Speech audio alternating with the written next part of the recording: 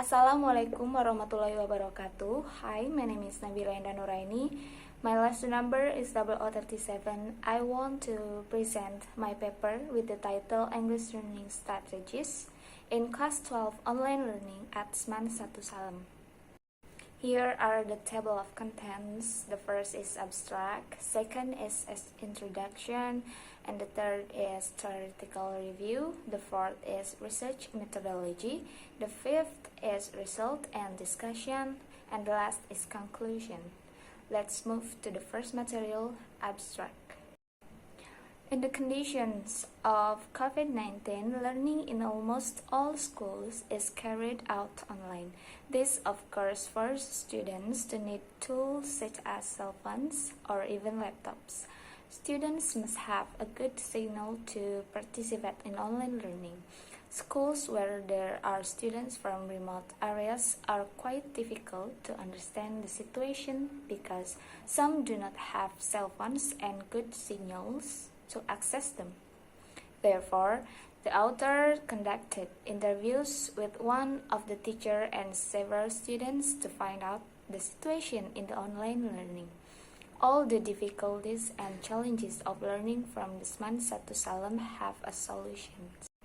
The next is introduction. Online learning is a learning activity carried out online that requires a cell phone or a laptop as an intermediary.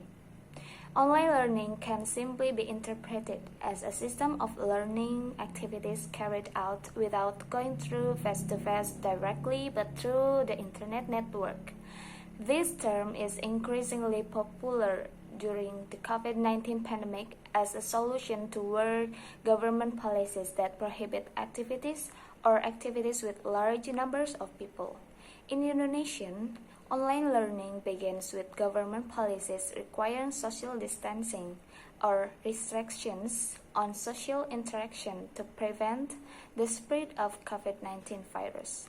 This policy was also greeted with the issuance of a circular letter from the Ministry of Education and Culture, Kemendikbud, which stated that the implementation of learning must be carried out remotely from their respective homes or study from home.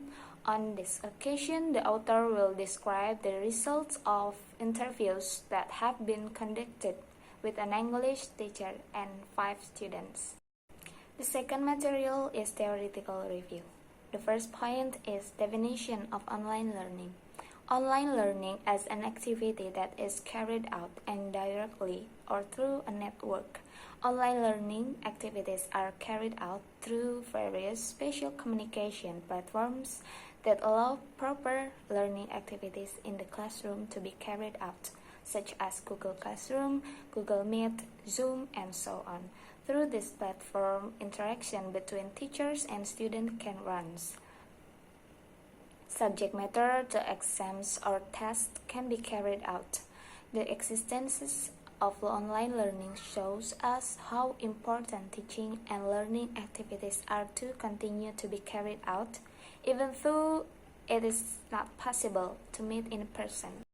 The second point is online learning obstacles. One thing that is experienced by many people in Indonesia, for example, is the lack of supporting facilities for both students and teachers to allow online learning activities to take place, such as smartphones, internet access, laptop, or computers. In addition to technical problems, several students also complained that they did not understand the material and independent assignment given. They also often feel less focused and concentrated in participating online learning. For students who do practicum as a support for their courses, they also find this online learning difficult because of the limited tools and experimental samples they have. The last point is advantages of online learning.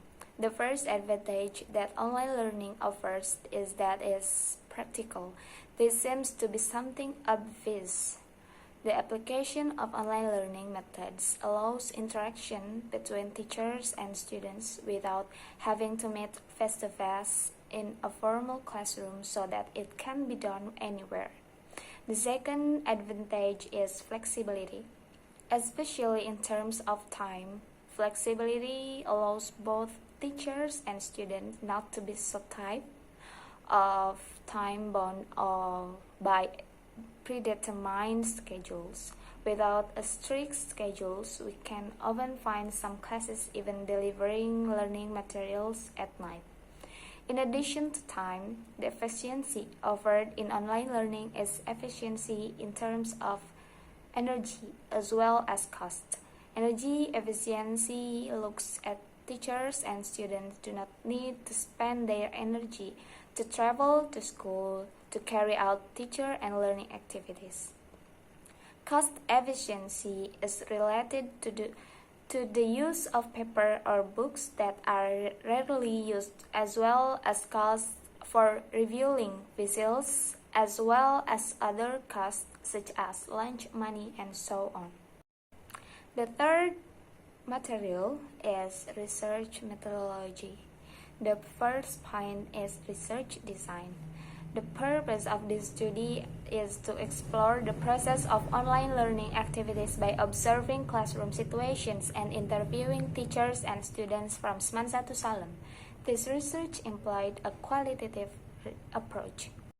The second point is participants. There are 6 members that are involved in this research, consisting of 1 English teacher and there are 12 grade English students. Students were randomly selected and asked several questions related to online learning.